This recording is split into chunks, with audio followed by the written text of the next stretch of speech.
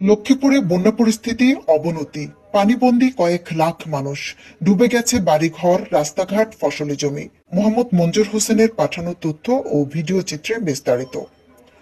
বন্যার পানি বেড়ে চলেছে লক্ষ্মীপুরে, দুর্ভোগ চরমে, প্রায় 9.5 লাখ মানুষ পানিবন্দী, ভয়াবহ বন্যার কবলে রয়েছে। জেলার 5টি উপজেলার 58টি ইউনিয়ন এখন বন্যার কবলে। দুর্গত এলাকায় খাদ্য, প্রয়োজনীয় ঔষধ এবং বিশুদ্ধ পানির তীব্র সংকট দেখা দিয়েছে।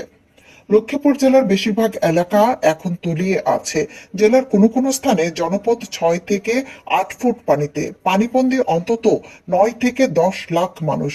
এদিকে পানি উন্নয়ন বোর্ডের তথ্য বলছে, একদিকে টানা বৃষ্টি, অন্যদিকে নোয়াখালীর বন্যার পানি রহমতখালী ও ডাকাতিয়া খাল হয়ে ঢুকেছে লক্ষ্মীপুরে, আর প্লাবিত হয়েছে নতুন নতুন এলাকা। আগে থেকে দুর্গত এলাকায় পানির উচ্চতা, কমলনগর আর রামগতি উপজেলার বন্যার পানি বাড়তি, ভোগান্তি হচ্ছে জোয়ারের পানির কারণে। বিভিন্ন আশ্রয় কেন্দ্রে অবস্থান নিয়েছেন প্রায় 40,000 মানুষ। দুর্গত এলাকায় ত্রাণ সহায়তা দেওয়া হলেও তা অপ্রতুল বলে জানিয়েছেন স্থানীয়রা।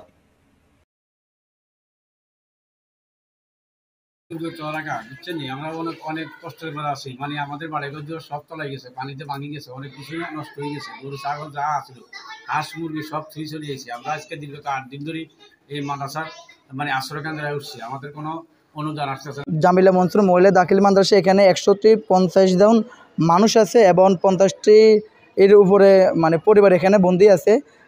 বন্দি অবস্থায় তারা কেন্দ্রের মধ্যে আছে। এখনও অসহায় এলাকাতে অনেকে পানিবন্দি আছে, কিন্তু তারা জায়গা কম থাকার কারণে তারা এখনও এসে এখানে পৌঁছে নাই। অনেকে আসতেছে, এখনও পানি দিন দিন বেড়তেছে লক্ষ্মীপুর জেলার মধ্যে। তো আপনাদের একান্ত সদিতা কেমন করছে, আপনারা অবশ্যই এই আশ্রয়কেন্দ্রের দিকে সবাই সুদৃষ্টি রাখবেন এবং ত্রাণের ব্যবস্থা করবেন। তুলি থেকে অনেক দূরে হওয়াতে এখানে আসলে অনেক লোকজন আসে না। রাস্তাঘাটের অবস্থা তেমন একটা সুবিধা না। এখানে প্রায় 50টি ফ্যামিলি আছে, লোক সংখ্যা আছে প্রায় 150 জন, 150 জন। হ্যাঁ, এখানে আসলে তেমন একটা ত্রাণ আসেনি। আর আমরা আসলে অনেক অবহেলিত এই জায়গাটা। হ্যাঁ, আমরা মাল সামানা কিছু উচিত করতে পারি। আমরা সব আমরা পানি মেদান বাসিতে আমরা ছেলে মেয়েদের লই আমরা ইতিমখানা আশ্রম কেন্দ্রে আমরা উপস্থিত হয়েছি। এই আমরা শুকনা খাবার খাই আমরা থাকতে পারতেছি। দিগুলি এই 3টা বাজার থেকে আমাদের এই উত্তর জামিতলী গ্রামটা হচ্ছে একদম নির্বিচ্ছিন্ন। আমাদের সড়ক অবস্থা এত বেশি খারাপ যে একটা নৌকা চলতে কষ্ট হয়।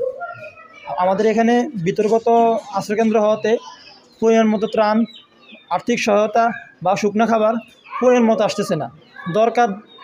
দরকার অর্ধেকও আসে নাই। তো আমাদের উদ্যোগকারী টিম আছে, স্বেচ্ছাসেবী ভাইয়েরা আছে, সবার জায়গা থেকে সবাইকে হেল্প করতেছে। এগুলো আছে, এগুলো পানির মধ্যে রয়েছে। আর আমাদের আমি মাদ্রাসায় আছি, জামিতুল দারুসুন ইসলামী আলিম মাদ্রাসায়।